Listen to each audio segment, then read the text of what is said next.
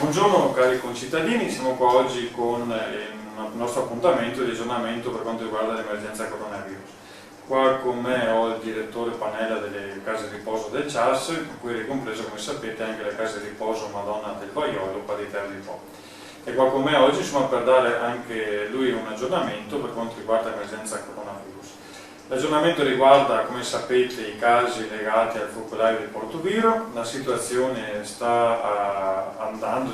verso un ridimensionamento. Attualmente i positivi nel comune di Terni Po sono 7, positivi comunque che rimangono sempre nell'ambito di o sono asintomatici oppure con sintomi lievi, sono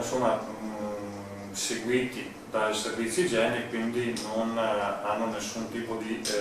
problema, tra virgolette, per quanto riguarda la salute legata alla malattia del coronavirus, però rimangono comunque sempre positivi e sono in attesa appunto di fare successivi tamponi per sancire la negativizzazione e quindi la guarigione, diciamo così, dalle malattie. Per quanto riguarda il direttore è qua, perché con l'ASL, con anche i comuni limitrofi a Portoviro, quindi con Rosolina, Portoviro stesso, Terni Po, si è deciso a tutela, ed è la stessa cosa che abbiamo fatto a inizio emergenza, quindi già a febbraio se non erro, di chiudere, passatemi i termini, le strutture. Quindi se una della casa di riposo è una delle strutture ovviamente più da proteggere, in questo caso di emergenza, come abbiamo visto come è successo anche in Lombardia, allora si è deciso per 14 giorni, cioè il tempo di far passare i problemi legati al focolaio di Portoviro, il cluster come si vuole dire, e quindi di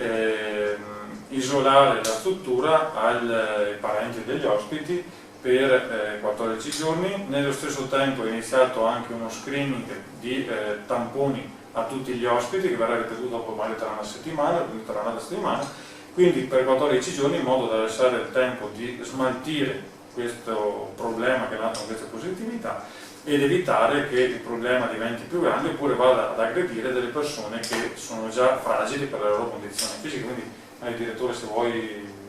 aggiungere qualcosa, insomma. Sì, io ringrazio il sindaco Siviero perché come sempre è attento all'evoluzione nella vita quotidiana delle nostre strutture, ci è vicino quando abbiamo bisogno,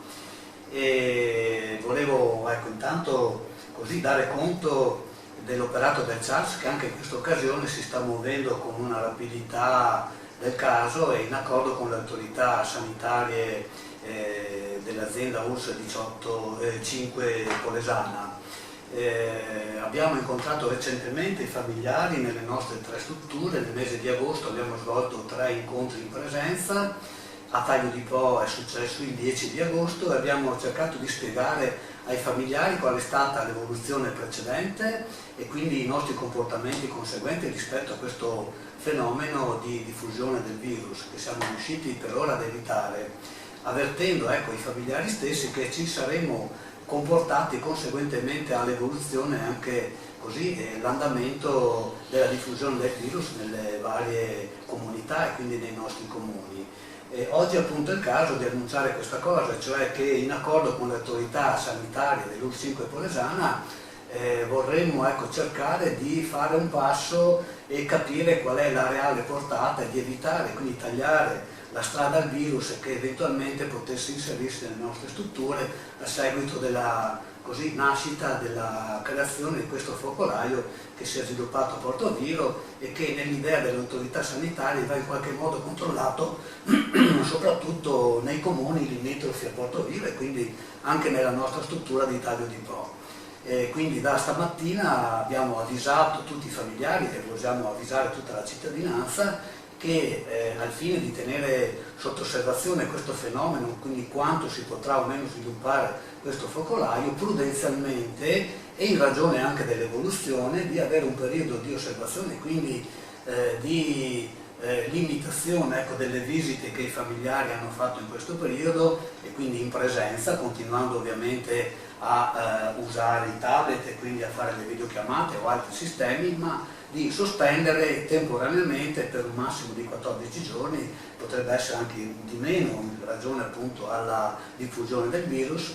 e quindi di sospendere le visite dei familiari per questo periodo. Contemporaneamente, in accordo con la direzione generale della nostra ASL, fare una campagna di screening. Lo screening sono molto importanti perché così abbiamo veramente il polso della situazione di un'eventuale situazione che possa riguardare la struttura di taglio di Po. Quindi stamattina sono stati fatti i tamponi che verranno finiti domattina, sia al personale che ai nostri ospiti, verranno ripetuti fra 7 giorni e poi dopo altri 7 giorni. Questo dovrebbe darci la garanzia che la situazione della nostra struttura è sotto controllo e questo dà conto anche dell'elasticità e della velocità con cui il CHARS si sta muovendo rispetto a questo problema.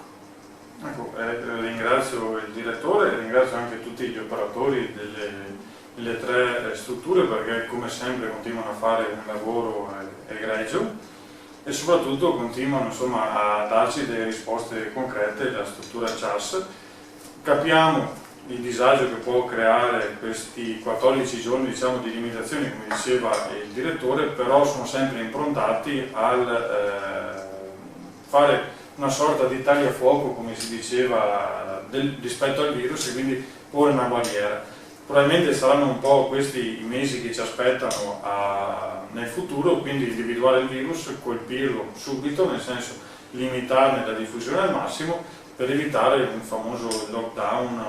ancora che sarebbe deleterio. Quindi ringraziamo tutti gli operatori del CHARS, tutta la struttura, ringraziamo anche gli operatori dei servizi igiene, che sono sempre collaborativi insieme alla direzione generale dell'ASL e ci vediamo prossimamente per altri aggiornamenti e chiudo dicendo che comunque la situazione in questo momento rispetto ai primi giorni si sta ridimensionando notevolmente, speriamo si arrivi ad una stabilità e ritornare covid free, come si dice, nel senso non avere più casi di positività a territorio.